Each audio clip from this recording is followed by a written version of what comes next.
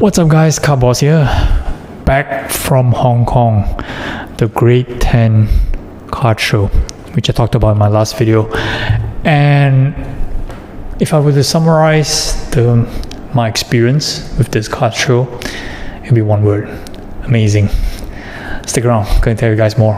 Right.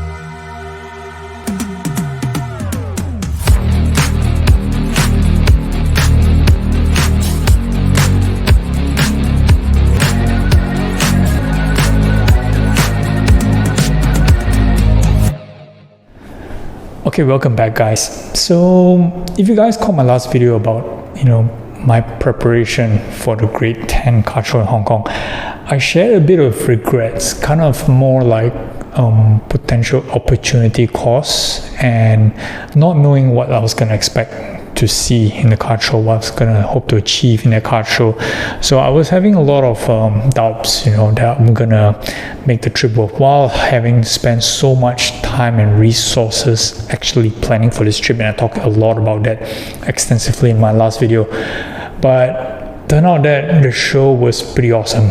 Okay, I don't have any clips, as I mentioned. I was full on engaged in the show. I did set up together with a buddy of mine, Yellow Egg Collectibles, and we had a blast. Okay, the crowd was insane. The vibe was huge. I'm gonna link the Instagram to this video, and you guys just check out all the happenings. Okay, but in this video I'm going to talk a bit about in general how the show was like, how is it actually different from some of the US shows that I watch on YouTube, a couple of pickups and a couple of deals that I actually made, and to summarize my entire experience for this whole event. Okay, so the show is held in Hong Kong this past weekend. It's a 3-day show from Friday to Sunday. I actually flew in on Friday because it was a last minute decision to actually set up. So I didn't actually had a plan to set up for the show.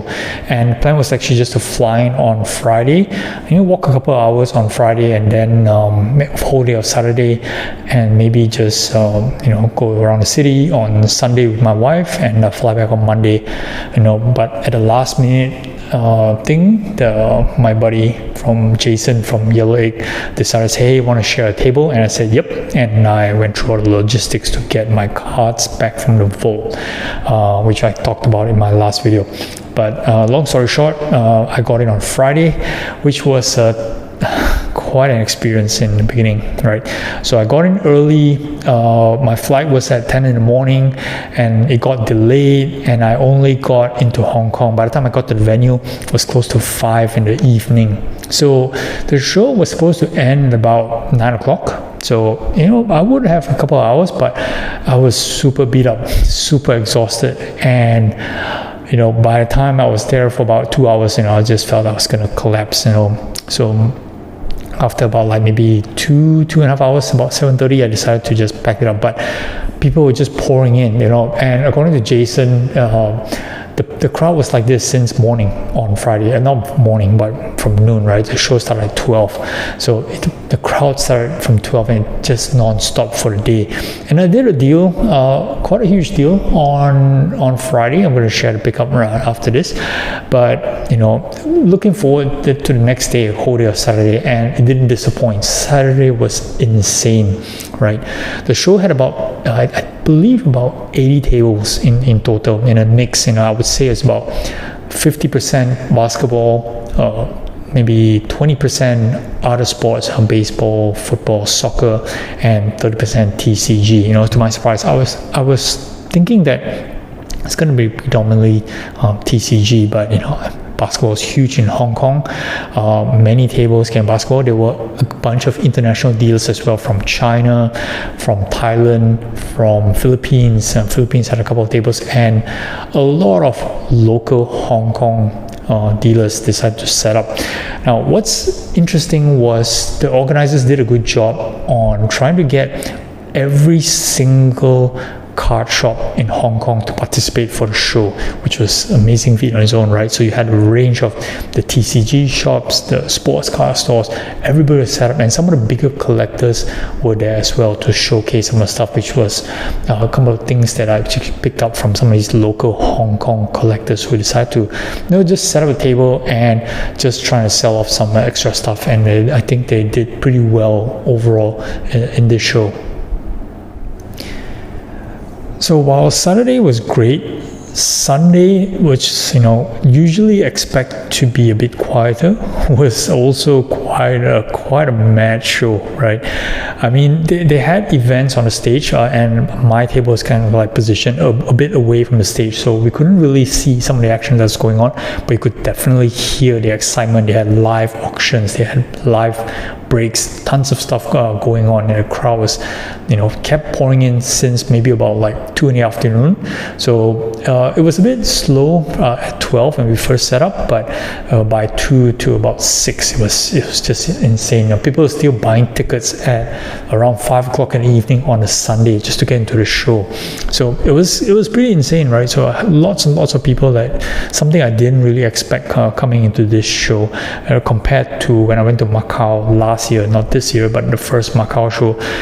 The hall was definitely bigger in that show, and it didn't feel that they had that many vendors, but the crowd, you just didn't feel as engaged as this one. There were a lot of people going around. There was lots of kids in this particular show.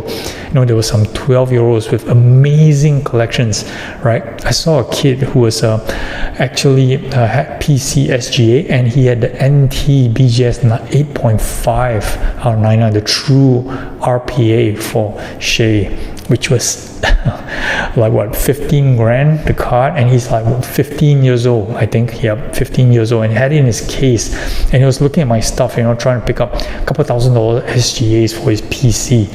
So of course, I do believe that he had that much cash on him. He wanted to do a couple of trades. He had some good stuff, but in the end, we didn't really, come to anything. But it was amazing to see, right, the level of excitement, the level of interest for sports cars in Hong Kong. And just this is, I would think that the crowd, the people who are coming through, as far as participants are concerned, I would say it's about like 75% local Hong Kong, and the rest all from international crowds from China, and maybe from, I didn't see any Singaporeans, but maybe from Thailand, Hong Kong, China, mainly from these guys. So all in all, great show, great vibe, love it, and I would definitely set up again if there was the next one coming in. So let's talk about some of the deals that I made. First day, I managed to pick up this particular one, right? 2019 Contenders Optic, Stephen Curry Gold Vinyl 1/1 BGS 9.5, huge card, right? So I wasn't actually looking, to pick up one of these, but somebody came to my table and decided that, hey, he wanted to pick up a Franz Wagner RPA, right? Gold Flawless RPA to be exact. And as you know, right, my Orlando Magic's playing pretty well. France is playing pretty well up to the injury they had just on Saturday. And so this was Friday, right? So made a huge trade for this, a bit of cash going into the France to get this particular Curry. I'm pretty stoked, and this is something that I'm gonna hold on for future deals. Not gonna move this pretty quickly. The other card that I was super excited to pick up was on Saturday, which was this card that I wanted to pick up. Yep, that's right. It's a Luka 2018 Flawless RPA of number 15. So it's a Ruby PSA 9 Auto 10. 3-color patch. If you guys didn't catch a good look at it, 3-color patch. Awesome looking one.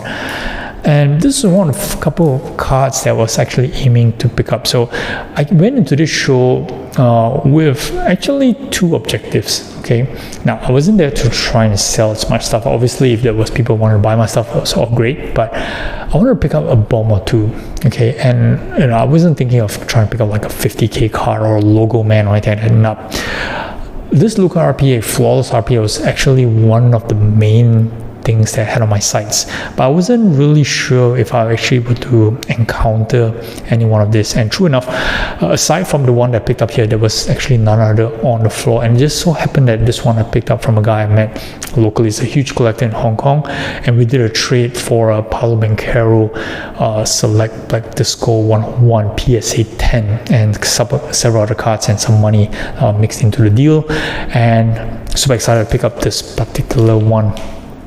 Definitely Luca is something I've been wanting to get for quite a fair bit. So these two are the major pickups. I do have a lot of other pickups as well. You can check it out on my Instagram. I did basically a snapshot of everything that I picked up during the weekend. I'm not going to run through one by one in this video, but pretty surprised that I was able to pick up something of this quality from this show. I was definitely hoping to pick up something like that in last year's Macau show, but although there were lots of bombs there, but they were heavily priced. People were not really incentivized to move any of them. But over here in Hong Kong, lots of people were more than willing to do deals, which is something pretty exciting to see.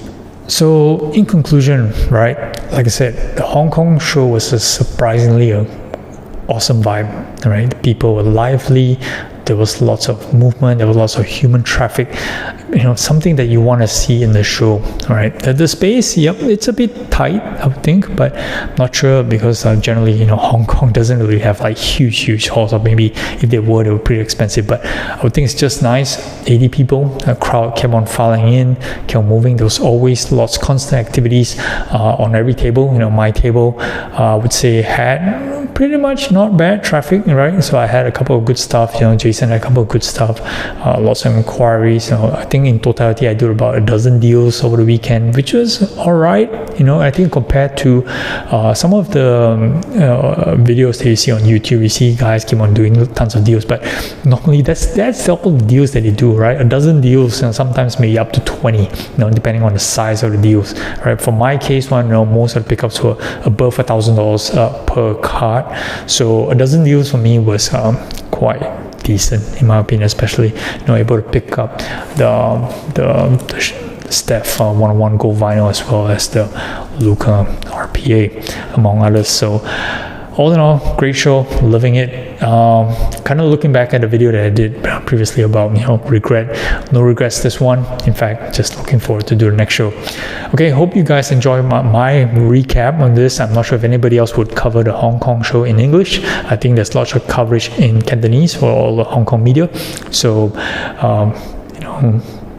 good stuff. That's all I have to say. All right, until next one, thanks for watching guys. Till next one, Cowboys out.